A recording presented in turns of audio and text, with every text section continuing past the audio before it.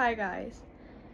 It's a little bit strange for me right now to be making a video like this because I have felt a little bit distant from my spirituality. But I was going through my old videos and I found one from 8 months ago that was about closure, and as you can probably imagine, I talked about God in that video. I'm at my grandparents' camper right now. I'm visiting them for a little while. I go home in a few days. It took a lot of effort to make the time to come down here because we have so much to do, but my grandfather's building a house and he really needed help with it, so we had to find some way to make the time. But that's beside the point. So I just felt like talking to you guys about God since I saw that video. It kind of like rekindled that fire that made me want to talk about God. So I'm just gonna start saying stuff that comes to my mind. I don't know what I'm gonna say. I have the slightest idea of a phrase about closure that I want to repeat from that video, but I don't know the general topic of what I want to talk about. So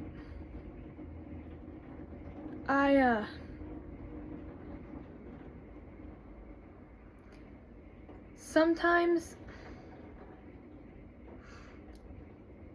it's really hard to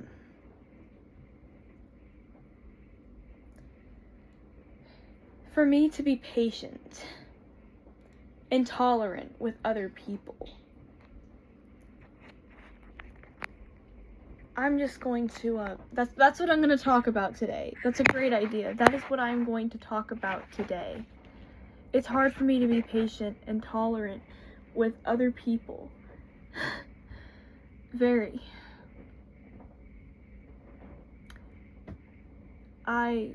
I tend to take my anger out on people that don't deserve it. I've been called out on it several times, and it can be a problem. I'm gonna work on it. I have been working on it. I just need to try harder, right? I'm just not trying hard enough. I'm not gonna be like one of those, what would Jesus do? Like, what would, you know what I mean? I'm not gonna talk like that. I just want you guys to genuinely think about the patience of Jesus Christ.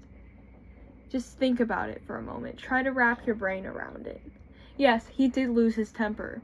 A total of 1 time. And rightfully so. You know what I'm talking about. Turning tables. Cussing people out. They deserve that. But to be truthful, we all deserve to be cussed out by Jesus. We really do. We deserve to take the beating on that cross. None of us are different. We're all the same. We're all made up of the same flesh. We're all made up of the same everything. We're all made up of the same everything, right? So when you get impatient with another person of your own flesh and blood, you're also wronging yourself, and you're wronging Jesus, because you're invalidating him.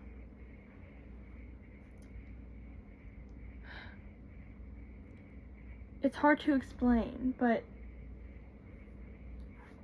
in a way, when you're impatient with somebody because they're, I don't know, maybe being a little bit just not very nice or they're being like annoying, they're angering you a little bit. You're that same annoying and angering person. Most likely you did the same thing that they're doing yesterday. So when you scream at them for being human, you're also taking away the permission from yourself to be human. And Jesus wouldn't tell us to do things that he knew that we couldn't. And he talks about how love is patient and love is kind. That doesn't just apply to romantic relationships. That applies to us, our fellowship. And he wants us to be patient with each other. If we couldn't do that, he wouldn't have told us to do it. And he did that. So we're invalidating him every time we decide to be impatient with somebody, right? Because we're basically telling him that his commands are too great for us. Everything he demands of us, asks of us, we just don't have the patience to do. How invalidating is that to him, who literally died on the cross to save us from our sins, did everything he could just so that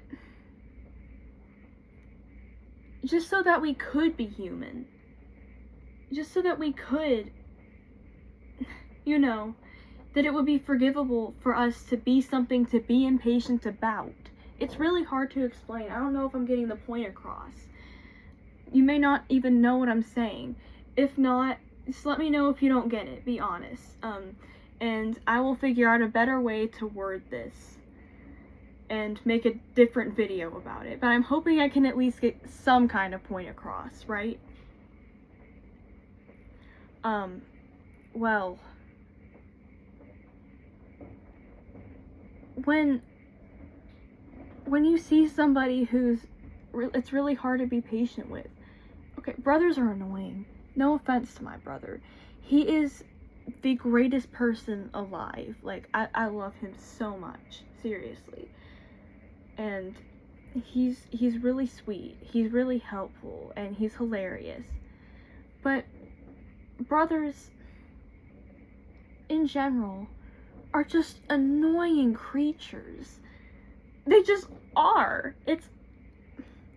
But if you can be patient with your family, you can really be patient with anybody. And that's the truth. Because it is really hard to be patient with the people that you live with. Right? Let me know if you agree with me there. So on that daily basis, when I see my really sweet younger brother, he's not much younger than me, he's about 2 years younger than I am. When I see my sweet younger brother just say something in an annoying way, and I'm already in a bad mood, it triggers me inside. So I say something that I shouldn't, even though he did nothing to deserve it, right? That's wrong. That's really, really wrong. And I shouldn't do that, because he doesn't deserve that. He's been nothing but kind to me most of the time. And it can be hard in that moment to look into his eyes and see Jesus. Even though he has long hair like Jesus and is starting to develop a beard, it's still hard to look into his eyes and see Jesus there. To look into his eyes and see the Holy Spirit. He is the one that made Denver the human that he is. None of us are perfect. We can all be annoying and irritating sometimes. But that's okay. That is part of being human. So you're wronging a lot of people when you get impatient with somebody. Yeah, you're taking away their human right to, I shouldn't say taking away. That was a poor choice of words. But you're belittling their, rights to be a human being. And yours too, because you're that same human being, right? And you know what I mean. I am an impatient person, but how can I work on this? How can you, other impatient people, work on not being so impatient anymore? It's hard. I won't just say just pray about it or what would Jesus do, but just think about it. What would he do? That's really all I can say. What would Jesus do? Would he condemn that person when he preaches love and didn't just tell us to love other people and be patient with them, but he gave us permission to. He gave us permission to experience that joy. So why shouldn't we? When he died on that cross, he gave us the right to forgiveness, one. He gave us the right to joy. He gave us the right to salvation. And part of that joy is loving other people and rejoicing in that salvation together. But how can you do that if you're constantly looking down on other people and being impatient with them for just being the humans that we were permitted to be? How can you really, really enjoy that promise that he gave us? Part of that is loving other people.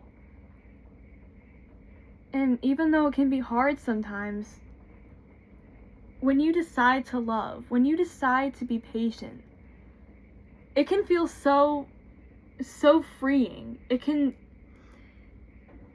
and eventually I hope that it becomes mindless. Like I don't even have to think about it. It's gonna be hard. But we're in this together, really.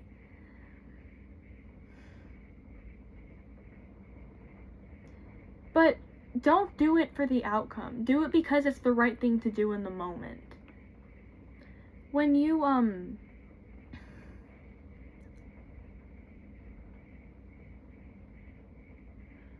when you do something, whether it's deciding to be patient in that moment, or when you decide not to do something that's unhealthy for you, when you decide to do something that's healthy for you, do it for the moment.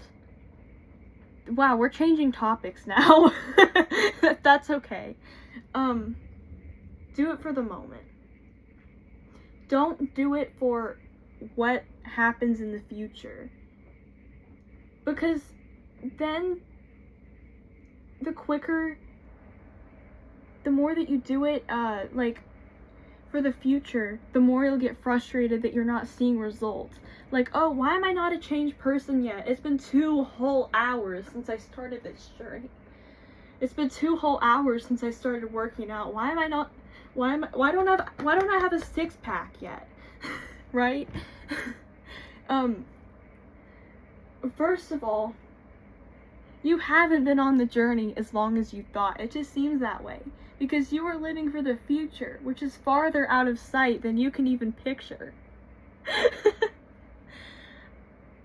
No matter how close it is, it's still far away because it's unknown. You don't know what's going to come out of the actions that you do right now, good or bad, which is why it's better to do it for the present moment. Think, is this right or wrong for me to do right now? I'm gonna give you an example of this. My mom was, she was praying and, you know, we're trying to, like, eat healthier as a family and get into other habits, like doing home church every Saturday night or Sunday night.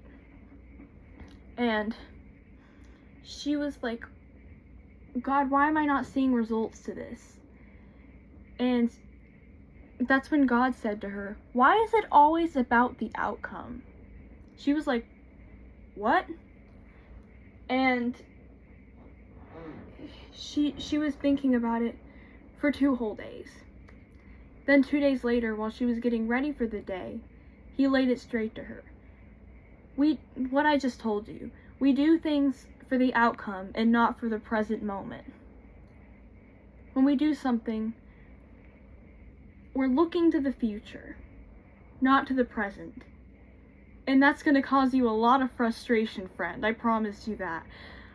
I have been trying to read the Bible, pray, do all of that stuff enough, while keeping my eyes fixated and my mind just stationed on the fact that, well, if I keep doing this, one day I'll be able to hear God's voice and know exactly what He wants me to do.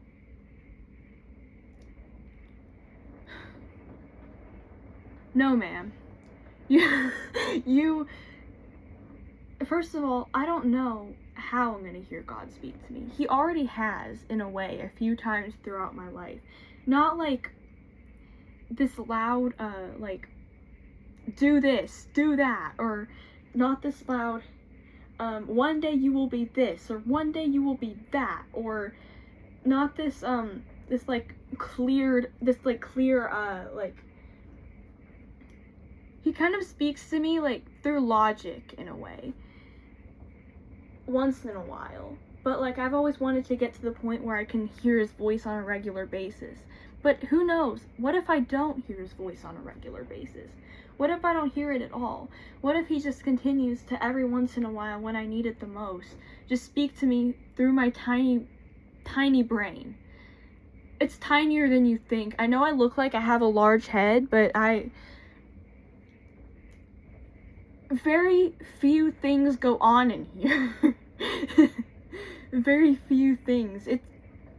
I'm dumb. No, I'm kidding.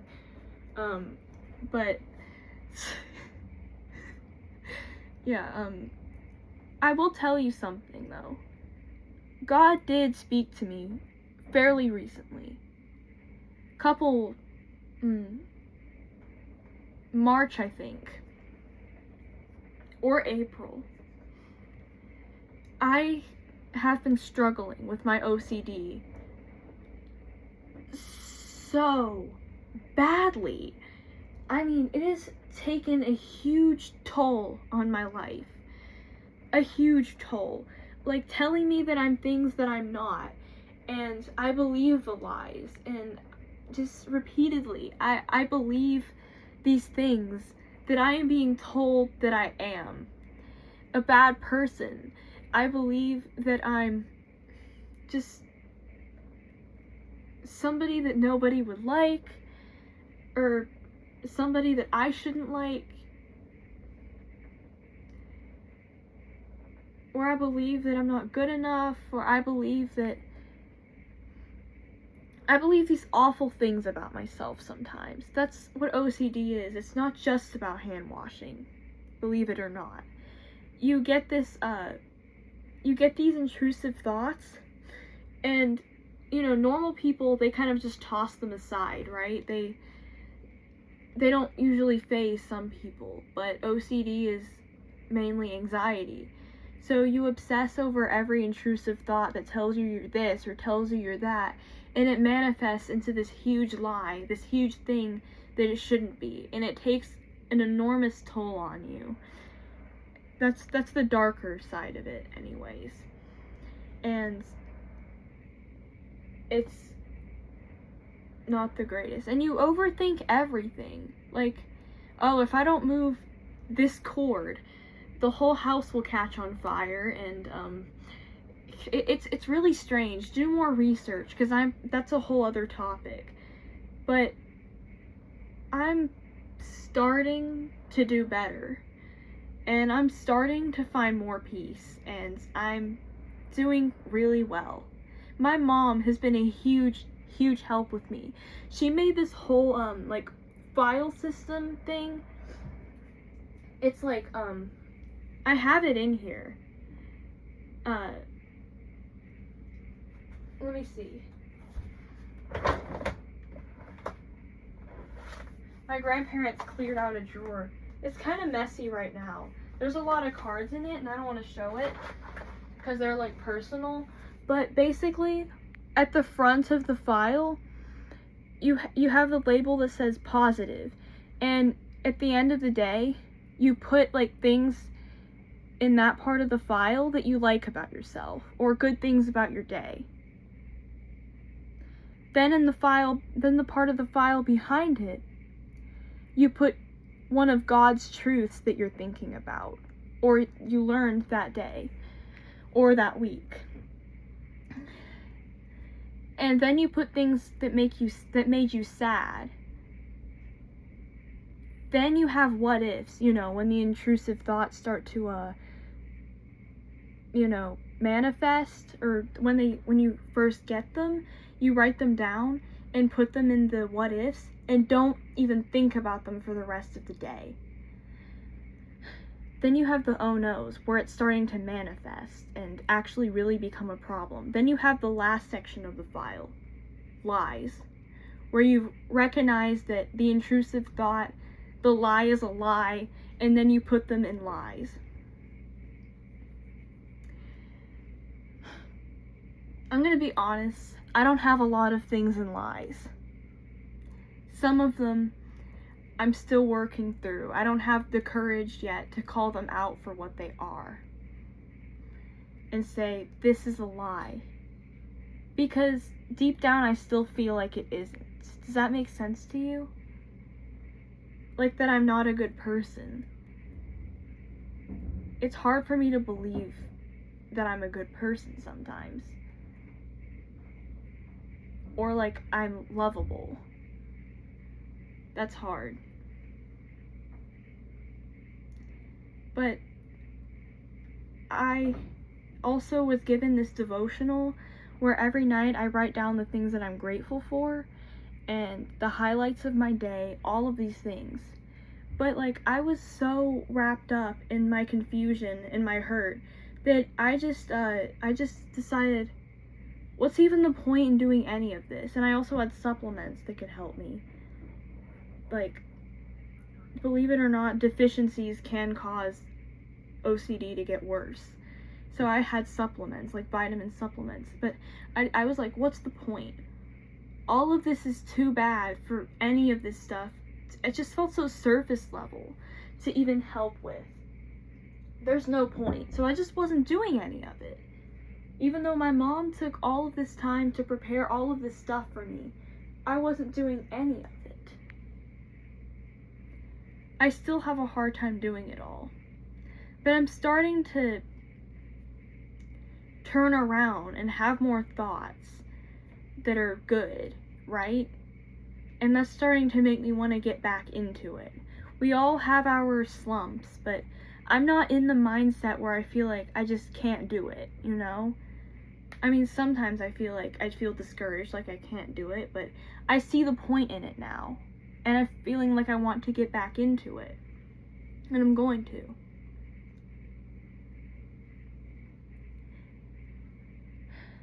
I've been doing my devotional most nights. It's been hard to do every night though, because lately, at around 9 o'clock,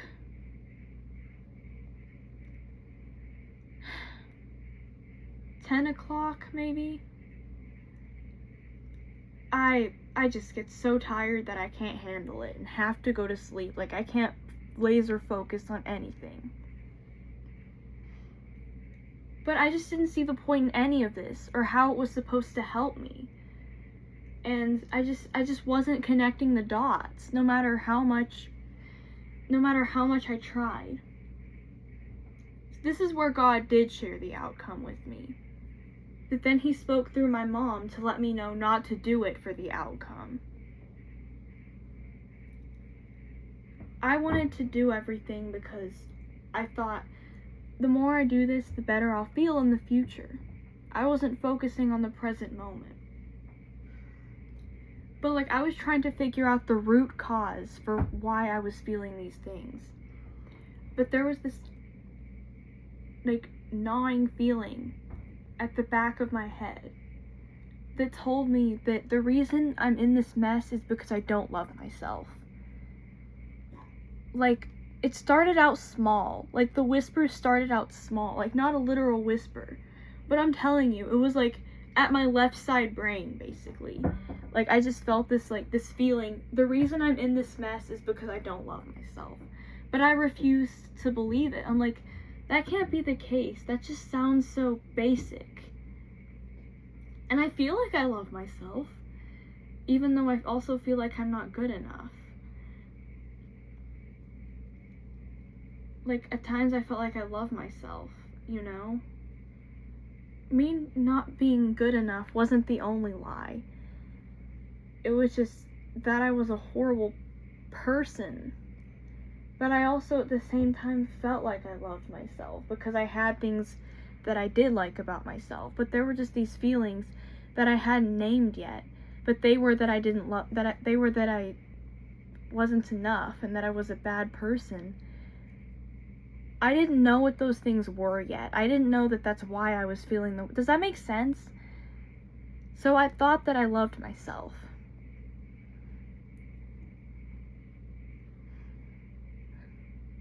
But like, I kept thinking that I was these things that are bad. Like a bad sister, a bad daughter, all of these things. For some reason I couldn't wrap my brain around the fact that thinking these things meant that I thought I was a horrible person and didn't love myself.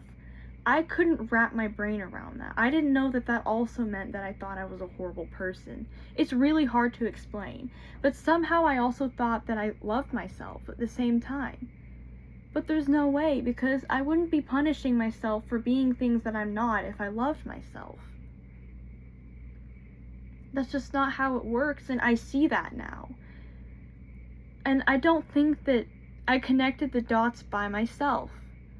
Because I was like, this can't all just be because I don't love myself. There has to be more to it than that. Maybe there is, but that is the main reason. So, I just sat down one day and was reading a book about lies that people tell themselves. And I had this thought. It was like, why is this so hard for me to believe? It was like in a way where I was talking to myself, but I also think it was God talking to me. I had this thought where I was like, why is it so hard to believe that the reason I'm in this mess is because I don't love myself? Why is that so hard for me to believe? And then I started to really see how deep the problem of not loving yourself really is. While I was sitting there, I started to see that. I started to see how deep that problem really is and how many other problems it can cause. Problems I didn't see before. And suddenly my mind just shifted. It just shifted to the opposite side of where it was before. Sorry, I'm trying not to cry. It just shifted to the opposite side of where it was before. And I don't even know how it happened. It just switched. And suddenly all of these things that I was viewing as useless or pointless just suddenly like all made sense for why I was supposed to do them. It's like I had the opposite mindset that I did before.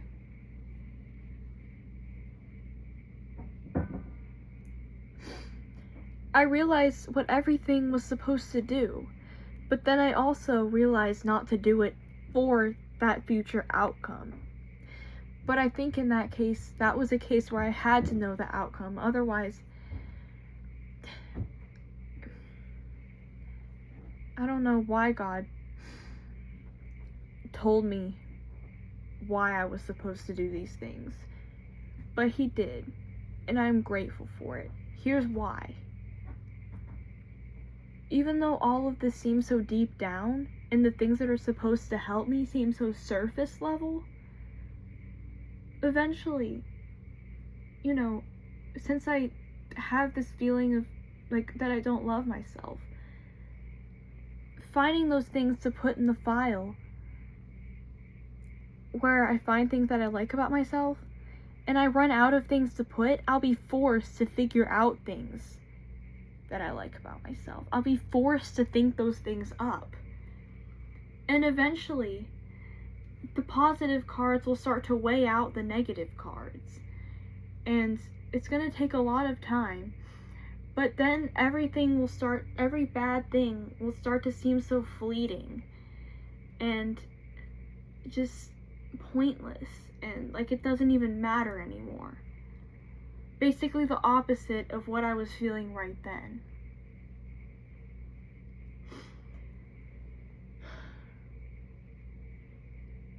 And I don't know why God told me what was supposed to happen instead of telling me that I needed to do it and then waiting for me to see what would happen in the future instead of me knowing in the present.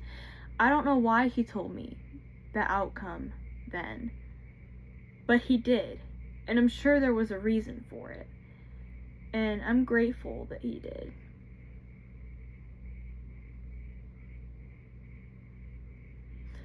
It was hard for me to explain everything. Some of this might not have even made sense.